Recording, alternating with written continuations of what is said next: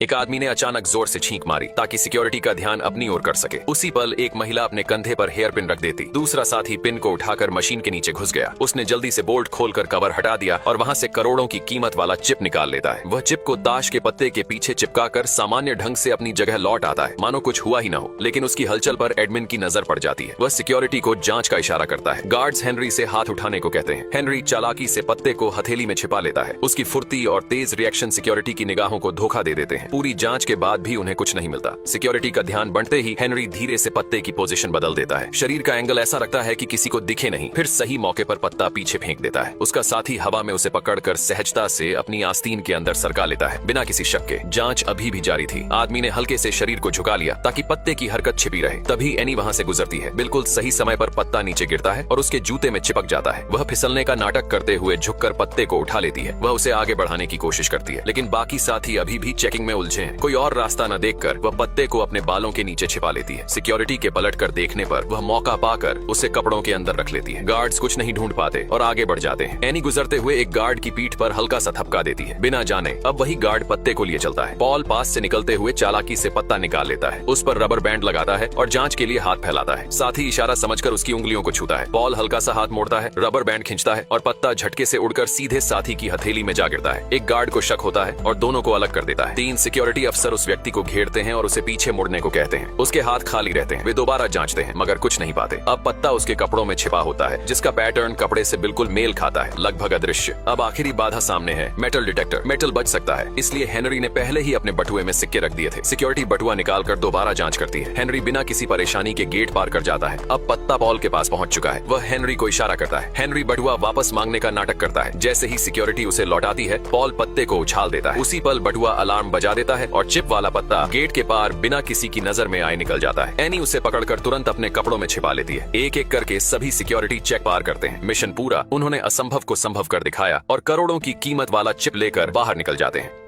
एक लड़के ने बास्केटबॉल फेंकी, लेकिन शॉट मिस हो गया और गलती से मास्कॉट को लग गया। जैसे ही वह बाहर जा रहा था, केविन डुरेंट ने उसे रोक लिया और उसके लिए बास्केटबॉल पर साइन कर दिया। उन्होंने मुस्कुराते हुए लड़के से कहा कि अगर वह कड़ी मेहनत और सही ट्रेनिंग करेगा तो एक दिन जरूर सफल हो जाएगा। उसी पल लड़के के शरीर में एक अजीब सी करंट दौड़ गई, लेकिन उसने इसे ज्यादा गंभीरता से नहीं लिया और डुरेंट को अलविदा कहकर घर चला गया। अगली सुबह सब कुछ बदल चुका था। अब वह जो भी बॉल फेंकता वह बिल्कुल सटीक तरीके से बास्केट में जा गिरती, यहाँ तक कि उसके कपड़े भी सीधे टोकरी में गिर जाते थे। फिर वह बास्केटबॉल कोर्ट पहुंचा और करीब से हो या बहुत दूर से उसका हर शॉट अंदर जा रहा था। उसकी ड्रिबलिंग भी पहले से ज्यादा स्मूथ हो गई थी। क्रॉसओवर, दिशा बदलना, सब कुछ इतना नेचुरल लग रहा था जैसे वह सालों से खेल रहा हो। अब तो वह आसानी से डंक भी करने लगा था। कुछ ही दिनों बाद उस लड़के ने स्कूल टीम के स्टार खिलाड़ी को चैलेंज कर दिया। मैच शुरू होते ही उसने बॉल को अपनी पीठ के पीछे से ड्रिबल किया और आराम से एक जंप शॉट लगा दिया। फिर उसने बॉल चुरा ली, उसकी डिफेंस को नजरअंदाज किया और दोबारा स्कोर कर दिया। ये देखकर कोच खुद उसके साथ 1-on-1 खेलने आ गए। लड़के ने बॉल को उनके पैरों के बीच से ड्रिबल किया, 3 खिलाड़ियों को घुमाते हुए निकल गया और सीधे जाकर स्कोर कर दिया। लेकिन दूसरी तरफ केविन डुरेंट का प्रदर्शन प्रैक्टिस के दौरान गिरने लगा था। उनके 3 पॉइंटर लगातार मिस हो रहे थे, यहाँ तक कि उनके आसान लेअप भी अंदर नहीं जा रहे थे और उनके आंकड़े भी लगातार खराब होते जा रहे थे। उस रात एक असिस्टेंट ने लड़के से कहा कि उसका खेलने का स्टाइल बिल्कुल डुरेंट जैसा लगता है और डुरेंट को शक है कि उसने उसकी टैलेंट चुरा ली है। प्रैक्टिस के दौरान लड़का डुरेंट को संघर्ष करते हुए देखता रहा और धीरे धीरे उसके अंदर अपराध बोध बढ़ने लगा। उसे लगा कि उसे वह टैलेंट वापस कर देनी चाहिए। दोनों ने एक ही बॉल को साथ में पकड़कर देखा, लेकिन कुछ भी नहीं हुआ। फिर उन्होंने static electricity, electric shock stick, यहाँ तक कि अजीब अजीब मंत्र भी आजमाए, लेकिन सब बेकार गया।